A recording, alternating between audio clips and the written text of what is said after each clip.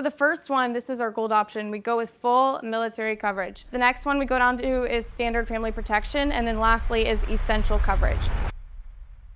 Based on everything you told me, we're gonna go over 3 different options of coverage. The first thing that I want you to write down is full military coverage. Underneath full military coverage, I want you to write down standard family protection. And then lastly, I want you to write down essential coverage, like just the essentials, Graham. We're gonna start with the full military coverage. This is the top plan. This is where a lot of families end up going. Full military coverage is gonna cover the entirety of the burial. It's gonna leave a good amount of money left behind to your wife. That way she can have that extra money to start paying bills. The full military coverage is gonna be for $20,000 for $142 a month. Our next option, this really, Graham, is where most of our families tend to lean, okay? Most families choose this one because it's somewhere in the middle.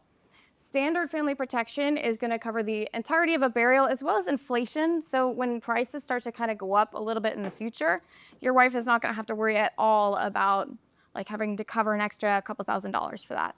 This is gonna be standard family protection. And then lastly, this is essential coverage. This is just the essentials. This is gonna be for $5,000 in coverage for $50 a month. The reason I like doing this is sometimes like the whole like Olympic medal sort of thing. When you win a bronze medal, you're like, fuck, like I got like bronze. You know what I mean? So like you're like, dang, I'm bronze, like I'm last place, you know? But if I'm like, okay, I got essential coverage, like I got the essentials for my family, like I'm able to cover the basic cremation. I like it a lot better than that. And I'm not telling you to switch it up, but I am saying that like sometimes when we've been running the same script, how many times have we changed the script, guys? A ton, right? We have changed the script a lot. And that's for a good thing. That's because like things change, and if you're not learning and doing something different, then you're staying the same, and that's never good. But the one thing that we haven't changed is like what we say here, you know? So I was like, I don't know, it might be something that you guys can incorporate. And then it's the same thing for like FEX though, except you just replace military with family. I want to say like a good example was yesterday. I had this sale. It was like $200 a month, and I went through all the options, and then he goes, Alethea, I'm a 100% disabled veteran. I've served my country for 8 years. I'm going with the full military coverage. And I was like, fuck yeah, you are, bro, because you served our country. You served our country. So like, I don't know. The whole point of us running vets is like that they think that, you know, they're a veteran, like they're entitled to things. So like, why not make it a little bit more special for them? You know what I'm saying? And the same thing with this, it's like full family. Like I'm protecting my full family, you know what I mean? Like I'm making sure that they get the best thing out there. And if they go with the last option, essential, at least they're not feeling like a loser, like they lost. They're like, I'm not the last. I'm not last place here. I'm just protecting the essentials for my family. So I think that, and then starting top to bottom, I think originally when I first started, that's what we used to do. And then at some point we changed it and we started going from like bronze to gold. Genuinely, guys, like the worst thing we can do is overthink it, you know, so I don't think like it matters that much on whether we go like up to down or down to up. But I will say that like psychologically, sometimes it's like if we start here and then end here, like I think it's been working a little bit better. Yeah, so when we were doing research on chat, so we found out that if you go opposite and go high to low, psychologically, I remember you saw that part, if you go high to low, they're like, once they see the high option, everything else doesn't seem that bad. Yeah. You know? I think like we started going from bronze to gold because we're like, we'll ease them in. Yeah. We'll ease them into that top plan. But then, you know, like when someone's presenting me with something, I'm like, yeah, they typically start with the highest. Okay. So that's something different, and maybe you can incorporate it. I think that it's really been helping out a little bit. Another thing that I just want to go over that I think a lot of new agents struggle with is like quoting wrong or quoting too high or quoting the wrong things. Everybody does it. Like when I first started, I think the only thing I ever wrote was Mutual of Omaha, because that was before America Select One came out, and Mutual of Omaha was like the cheapest one. So everyone was getting Moo, bro. Everyone was getting Moo. Graded sometimes, just because, you know, I didn't know what I was doing. But anyway, so now we know, though. Now we know. We have learned. Nobody called those clients. Anyway, now we know that that we never quote the cheapest option. We're not quoting Aetna, we're not quoting America, because here's why. And again, a lot of you, some people are new, some people are not new, but when you quote Americo and when you quote Select One, what happens when they get declined? Instead of being like the bad guy that's like, hey, sorry, it's $25 more, or even worse, 50 bucks more. Why don't we be the good guy that saves them 50 bucks and starts higher and then gets them Select One, right? So typically what I'm quoting and what I tell all my agents to quote is American Amicable. Do I write AmAm? Fuck no, because they don't approve a lot of shit, right? But I will say like when you quote Corebridge, a lot of times depending on age, they're capping at like 25 or 30K. So on the quoter, if we're trying to look higher. Anyway, when I quote, we always quote AmAm, okay? That's one thing. The next is not quoting too high. I'm gonna use Miles as an example, and I'm sorry because it was someone else in the office, and I can't remember who it was, but Miles had this sale yesterday, and it was 50 bucks, and it was 50 bucks a month, right? And he was like, bro, like, someone else in the office, dude, quoted this same lady, but the bronze option was 92 bucks a month, and she only saved $200 a month. I got her 50, and she got it. So I was like, that's awesome. Okay, but that's like a really good reminder that the bronze option, if yeah, good job, Miles. Let's go. I think this is a great reminder that we have to be able to hard close on the bronze. My wonderful fiance, Ronnie Buchica, he taught me this, okay? So hard closing. Dude, that applause was like twice the size for Miles, so obviously #1 fan over here. But anyway, hard closing on the bronze, guys. Okay, under $100, especially with FEX, even vets, bro. Like, I'm gonna use this example, and I've said it to my agents like 100 times, so it's gonna be a repeat. But I moved like a year ago, right? And I was buying Wi-Fi, okay, for my apartment. This guy, Filipino, he's trying to sell me, and it was like 73 bucks a month. Listen, I make like 300 grand a year, and I was like, 73 bucks, like, really, it's just me. Like, I'm just like, do I really need 70? Like, is there like a lower plan? And listen, I make money, but especially if you're losing people at numbers, there's 2 reasons why you're losing people at numbers. It's 1, you quoted too high, or 2, you didn't build the why. That's like it. That's it. It doesn't matter what the client tells you. They need to talk it over with their wife. They need to think about it. It's because you didn't build the why, or their wife is going to freak out about the $73, okay? Especially if it's in the 90s. $90 to me, if I see something that's $90, that's $100, okay? And especially for people who are making like $5 grand a month, what is that, 60K a year? Like $100 is an extra bill. Like that's not like, that's why you're probably getting, I need to talk to my wife about it, is because the wife is going to freak out if you're adding another $100 bill, right? So, and that's why Miles got that sale, because Miles quoted something that was 50 bucks and not $90, right? So the bronze option, I typically try and keep it between like 50, 70, sometimes 80 bucks. Of course, this depends on budget, right? Like if the guy makes more money, they're saving like $1,000 a month or $1,500 a month, you can quote a little higher. If they're looking for a specific coverage amount, you can quote a little bit higher. But for the rest of the time, remember that you have to be able to hard close here. And if it's too high for them to think twice about it, you're not going to be able to. So my bronze option is always going to be between 50, 70, sometimes 80 bucks. My silver option is between like 70 and like 100, like low hundreds.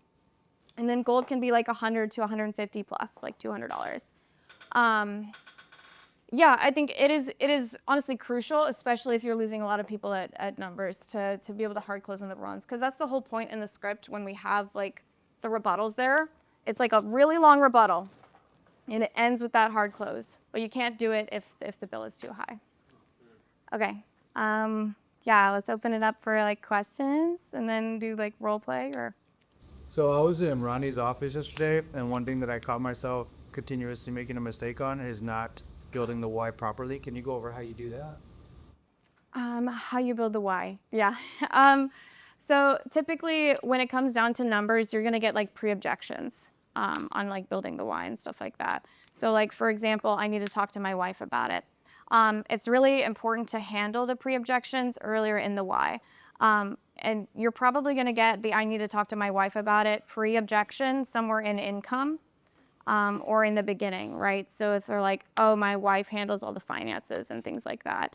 A line that I typically use is like, okay, but you're the leader of the household. You're the one that kind of handles all this for her, right? Or is she the one that takes care of all this? If she's the one that takes care of all this, then you probably just want to have her on the phone call. Otherwise, he's probably just going to like reschedule it. Building the why. I know that this was like a whole separate day. I know we kind of went over this yesterday, but sometimes it can be really hard, especially for like brand new agents.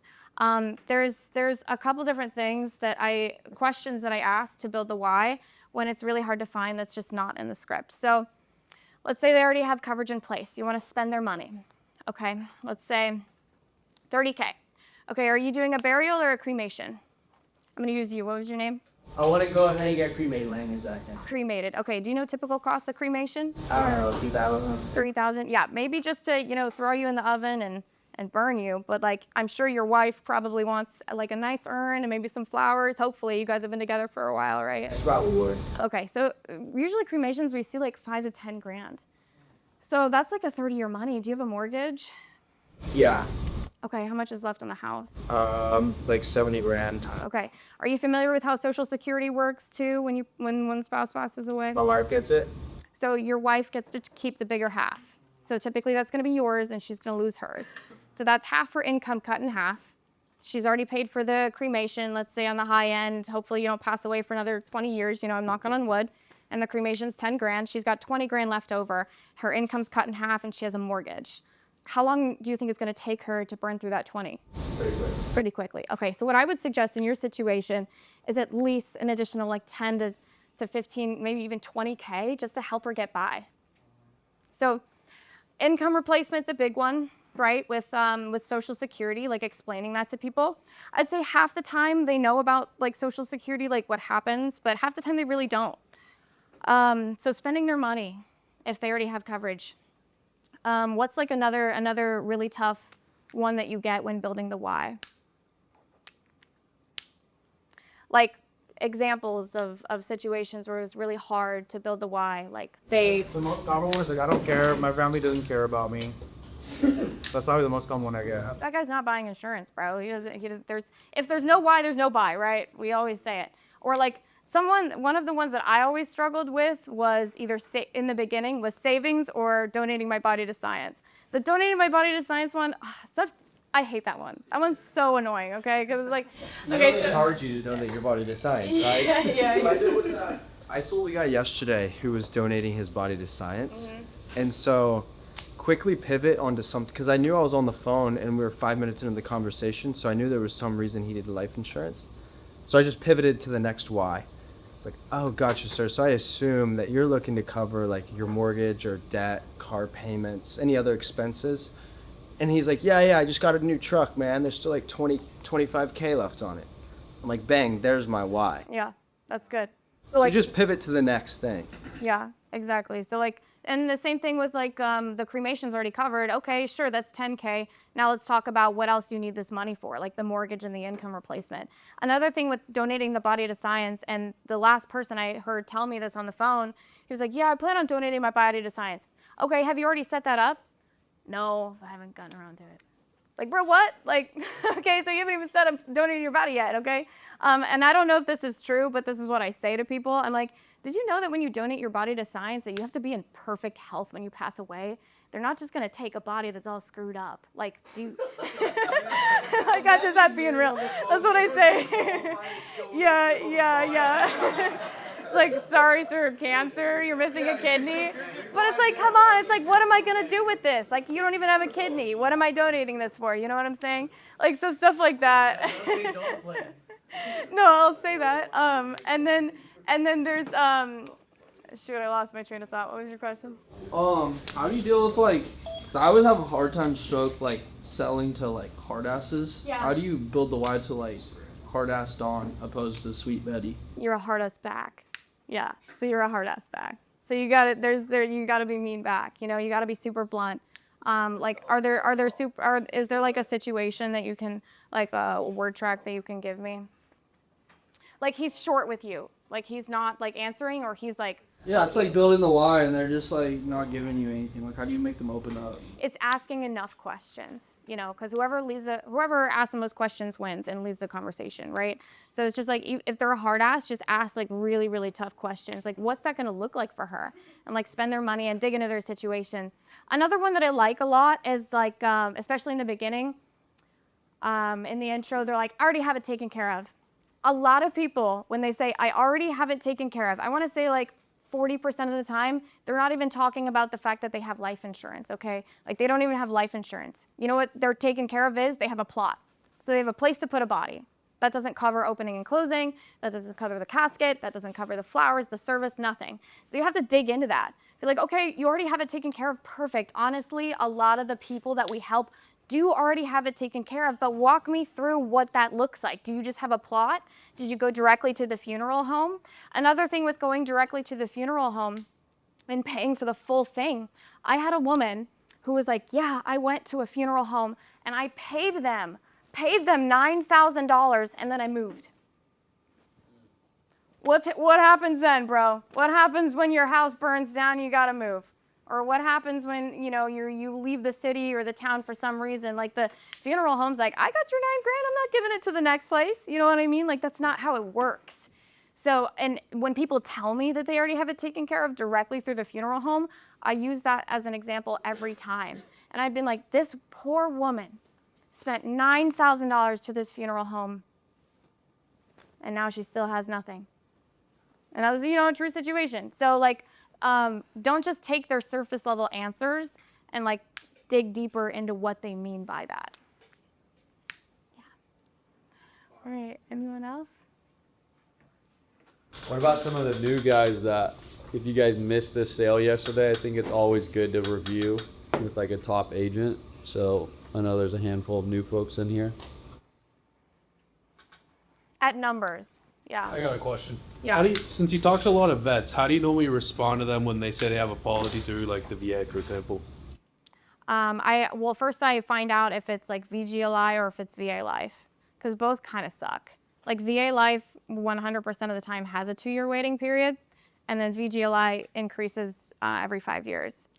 And a lot of times, like for VGLI especially, they're like, no, I've had that since I got out of the military. That's how you typically know that it's VGLI.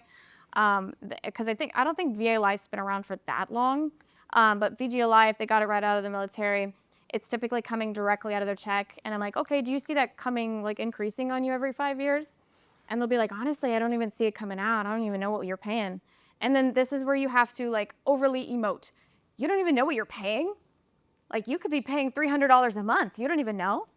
A lot of times, sir, people in your exact situation, I'll talk to them when they're 75, 80 years old, they're paying $1,000 a month for their insurance and they had no idea until it's too late. While you're 68 right now, it is so much better to get something that is locked in and permanent in place so that you don't have to worry about this in 10 years. Yeah. That's strong, like. VGLI suck. Yeah, I mean, VA Life isn't good either because it's a guarantee. Like, even if the person's like perfectly healthy, like they automatically give 2-year waits. And honestly, like sometimes their prices are higher, but I've actually had VA Life like beat our prices sometimes, but it's still like a 2-year wait. Like same thing with like Globe Life. Like they give like 2 to 5 year waits, but they're cheaper. Like. Is there anything you can do outside of that 2-year waiting period? Like anything that you can build on for VA Life? Most of the 2-year waiting period, but kind of dig deep into a 2-year waiting period, like paint a picture. So it's like, honestly, even if they are kind of like unhealthy, you'll be like, honestly, you sound like you're pretty healthy. Like what you got? Like some insulin? Like just, I'm like kidney problems? It just comes with age. You know what I mean? And I use this all the time. I'll be like, you're a veteran, right? Yeah, I'm a veteran. You served our country, right? Yeah, I served our country. We know that people in the military, they went through some hard stuff. So they're gonna have health complications. We wanna make sure that you get immediate coverage because you served our country. You know? Yeah.